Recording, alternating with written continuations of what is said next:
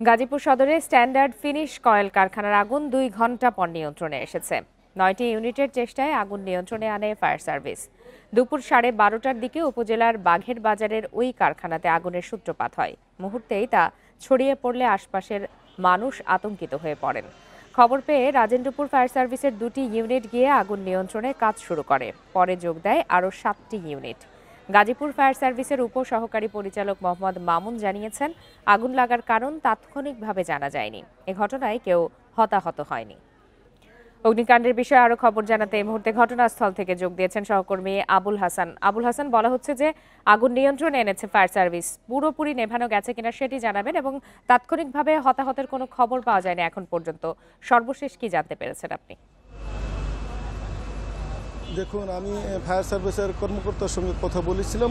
তিনি যেটি বলছেন যে এখনও তারা আনুষ্ঠানিকভাবে আগুন নিয়ন্ত্রণে দেননি, এখনও আগুন জ্বলছে এবং ভিতরে আমরা যেটি দেখেছি যে এখনও ধোঁয়া উঠছে এবং ফায়ার সার্ভিসের যে 7টা ইউনিট তারা কিন্তু ঘটনাস্থলে পৌঁছে আগুন নেভানোর কাজ করে যাচ্ছেন।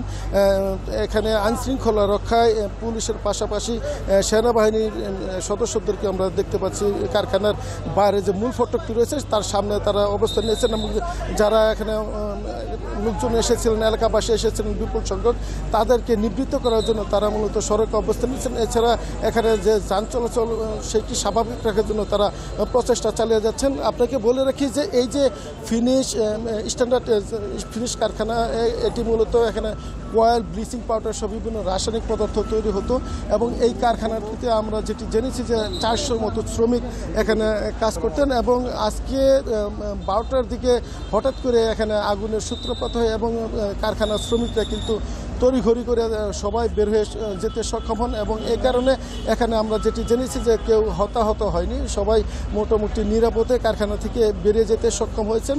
এবং ফায়ার সার্ভিস যেটি বলছেন যে এই কারখানার যে আগুনের সূত্রপাত সেটি তারা এখনও বের করতে পারেননি এবং এই ঘটনায় কেউ হতাহত হয়নি। ফায়ার সার্ভিসের কর্মীরা এখনও কিন্তু ভিতরে 7টা ইউনিট এখানে কাজ করে যাচ্ছেন আগুন নেভানোর জন্য এবং এখানে ফায়ার সার্ভিসের যিনি কর্মকর্তা তিনি বলছেন যে কিছুক্ষণ পর তারা আনুষ্ঠানিকভাবে কারখানায় যে আগুনের যে নিয়ন্ত্রণের বিষয়টি সেটি গণমাধ্যম কর্মীদেরকে জানাবেন এবং এখন পর্যন্ত কারখানায় যে শ্রমিকরা ছিলেন তাদের কারোর সাথে আপনার কথা হয়েছে কিনা?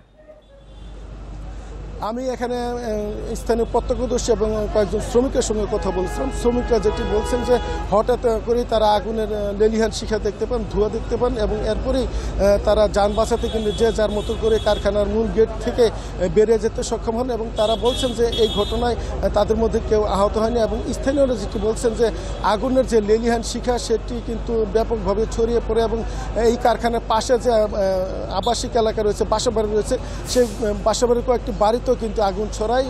ফায়ার সার্ভিসের অগ্নি নির্বাপন কর্মীরা সেখানে এসে সেই বাসাবাড়ির আগুন আগে নিভে ফেলে এবং তারা কিন্তু একসাথে এখানে যারা কারখানার যে আগুন সেই আগুনের নেভানোর কাজে যুক্ত এবং এখানে ফায়ার সার্ভিসের তৎপরতার কারণে কিন্তু আগুনের যে ব্যাপ্তি সেটি ছড়াতে পারেনি এবং এই ফলে কিন্তু এই কারখানার পাশেই একটি সিএনজি পাম্প রয়েছে এবং অনেকগুলো আবাসিক এলাকা বাসাবাড়ি ছিল, সেগুলোতে কিন্তু আগুন ছড়াতে পারেনি। ফায়ার সার্ভিসের দ্রুত পদক্ষেপের কারণে এবং একাধিক টিম এখানে কিন্তু আবুল হাসান, যেরকম কালো ঘন ধোঁয়া বের হতে দেখা গেছে, সেক্ষেত্রে আশপাশের যে আবাসিক এলাকার মানুষজন লাগোয়া এই কারখানার সাথে তাদেরকে কি সরিয়ে নেওয়া সম্ভব হয়েছে কিনা?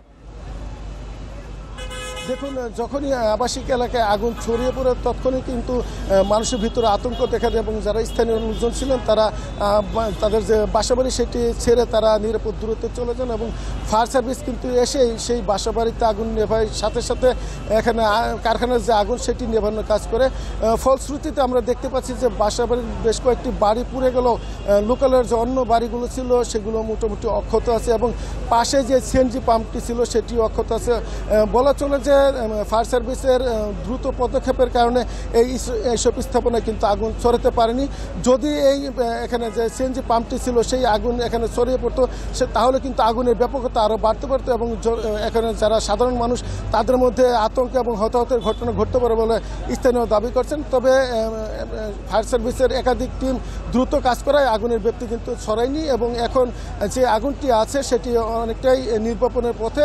ফায়ার সার্ভিস এখন শুধুমাত্র আনুষ্ঠানিক আনুষ্ঠানিকভাবে সেই আগুনের যে নির্বাপনের ঘোষণাটি সেটি দিবে। আমরা দেখতে পাচ্ছি যেখানে সাদা ধোঁয়া এখন উঠছে এবং সেই ব্যক্তি কিন্তু অনেকটাই কমে এসেছে। এই ছিল গাজীপুরের আগুনের সর্বশেষ পরিস্থিতির খবর। জি আবুল হাসান, আপনি তথ্য সংগ্রহ করতে থাকুন, ধন্যবাদ আপনাকে।